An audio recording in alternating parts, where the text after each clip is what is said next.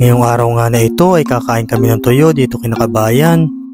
At bago ang lahat ay nais ko nga palang i-shoutout si Nanay Telma at magpasalamat na rin dahil sa pinadala niyang tuyo. Si Nanay Telma nga pala ay mother ni Kabayan at supporters natin siya.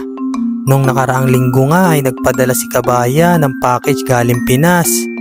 At nirequest nga ni Nanay Telma kay Kabayan na bigyan naman daw si Yamiti in Japan ng tuyo. Kaya maraming salamat po Nanay Telma, sa mga tulad po naming OFW ay napakalaking bagay na po ito.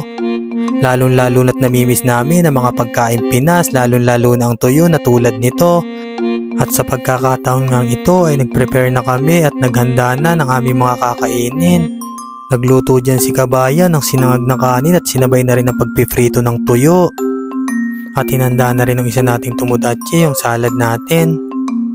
Tulong-tulong nga pala kami dyan pagluluto. At habang naamoy ko nga yung tuyo ay gustong-gusto ko na talagang kumain kahit hindi pa luto at hindi pa nakaprepare lahat. At nung naluto na nga ay abot tenga ang ngiti natin dyan. At excited na tayong kumain ng tuyo. At kahit 5 months pa lang tayo dito ay takam na tayo sa tuyo. Kaya napakalaking bagay po nito Nanay Telma, maraming salamat po ulit. At sa uulitin po. At agad-agad na po nating nilantakan yung ating mga pagkain. Talaga namang napakabisa ng mga pagkain namin ngayon. Meron tayong itlog, salad at tuyo na matagal nating inaasang makakain ulit.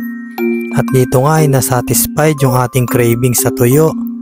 At nakailang balik nga pala tayo ng kanin dyan. Talagang sinulit na natin dahil minsan lang to. At isa-shoutout ko na rin nga pala dyan yung mga nagpapa-shoutout sa akin na si Rod Natividad. Siya nga pala ay ating pinsan, isa sa pinakapogi sa ating angkan yan. Kung i-rate nga pala natin ay pangalawa siya sa pinakapogi sa angka namin, sumunod sa akin. At syempre shoutout na rin natin si Cleo Ricafrente, vlogger din siya guys, content creator din. Ilalagay ko na lang dyan yung kanyang yung page niya guys. Napakagaling nito sa larangan ng race sa bisikleta, laging champion to sa lugar namin.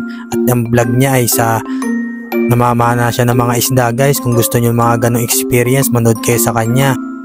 At shoutout na rin pala kay Katambay Vlogs. Ayan, kapitbahay namin siya, vlogger din siya at content creator. Kung gusto niyo mga nakakatuwang video at mga nakakatawa, mag-i-enjoy kayo dito. Shoutout sa iyo Katambay Vlogs. At sa mga hindi ko nabanggit, napakarami nagpapa-shoutout guys. Busy tayo guys, pero sana magawa natin ng video sa future. Hanggang dito na lang muna ang ating video guys. See you in my next video. Annyeong gozaimasu.